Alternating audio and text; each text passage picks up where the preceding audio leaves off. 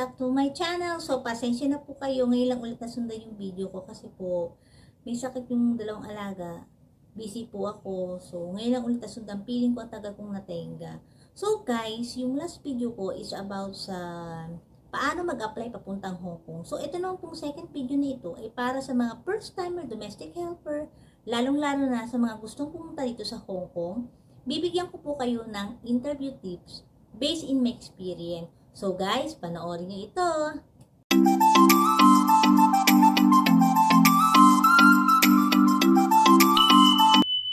Lagag. Ayun na guys, let's start now. So ito po, bibigyan ko po kayo ng interview tips sa mga first-timer domestic helper. So hindi lang po isa, dalawa, tatlo. Opo, tatlo po yung na-experience kong interview. So yung una, kasi iba, di ba? Hanggang dalawa lang sila. Dalawang beses lang silang na-i-interview. So, ako po kasi tatlo eh. So, yung first interview, staff ng agency ang mag-i-interview sa inyo. So, kung kayo po mag-apply, make sure po naka-wear appropriate attire po kayo. Guys, bawal po naka-sleeveless, naka-spaghetti, naka-short, nakikita yung cleavage, miniskirt, bawal po naka-chinelas. So, mas maganda naka-wear tayo ng polo shirt, t-shirt, basta hindi nakikita yung cleavage natin. Yung po guys is no jewelry. Bawal po may alahas. Tanggalin na po natin yung hikaw at kwintas hanggat maaari. So, pinatatanggal po talaga yun. Yung relo okay lang po. So, next, no makeup. So, before kasi in-interview ako, may makeup ako. Hindi man totally makapal. So, pinalis talaga. So, hanggat maaari maging simple lang tayo. So, sa agency namin, hindi rin po allowed yung may tattoo. Depende po, hindi po pare-pareho. So, sa agency namin, ayaw nila yung may tattoo. Okay?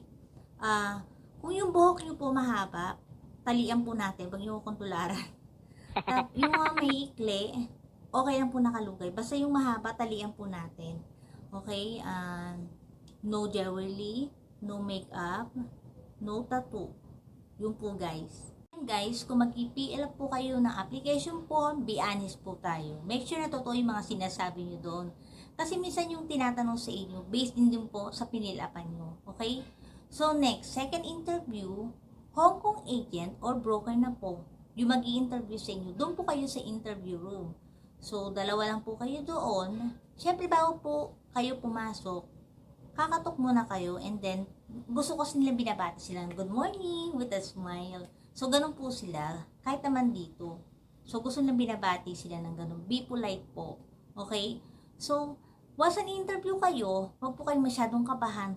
Ano lang tayo, kalmado lang. Normal lang yung kabahan kasi kapag kinakabahan ka, nauutal na yung sinasabi mo. So, habang ini-interview po kayo guys, nakatingin po kayo sa camera. Binibidyuhan po kayo nila. So, yan po kasi ipapakita sa mga employer na naghahanap ng mga domestic helper. So, again guys, maging ano po tayo, magpakatotoo po tayo sa sarili natin. About naman po sa English grammar, kahit lang po yung mga basic, as long as naiintindihan kayo, hindi yun na kailangan laliman pa, kasi baka magdugo-dugo yung ilong nyo at marami pa itanong sa inyo. Diba? Yun lang po yun. So, again, yung itatanong sa inyo, regarding sa pinilapan yung form. So, may mga toys na ipapakita sa inyo kung ilang taon ang pwede maglaro nito. Basta mga mga madali lang yung mga question nila. Alam kong kayang-kaya niyan. Palit po ako ng pwesto. Pasensya na po at masyadong masilaw. Ang mahalaga na iintindihan nyo ko at nagkakaintindihan tayo. Charot. So, minsan po yung mga broker nagtatanong yan. Magbibigay pa yan ng isang toy. So, may papakita sa inyong toy. Kung ilang taon ang pwede maglaro nito. So, isa rin yan sa tinatanong nila. Yan na, bigyan ko kayo ng idea. Meron pa minsan, ano nga ba yung reason nyo? Bakit gusto nyo pumunta sa Hong Kong? So, pare-pareho tayo ng mga dahilan, di ba? So, next, third interview, employer na po ang tatawag sa inyo. So, tatawagin niya kayo, ibibideo call niya kayo sa WhatsApp. So, dapat meron kayong download na WhatsApp. And always active your mobile. Okay? So, kapag tinawagan niya po kayo ng employer niyo, be honest, be polite. So, minsan lang itatanong lang naman dyan about sa pagluluto. Sabihin niyo yung totoo, kasi matutunan niyo rin po yan dito. Huwag po kayong kabahan. Magpakatotoo lang po tayo. So, ayan. Dito po nagtatapos ang aking kwento. Charot.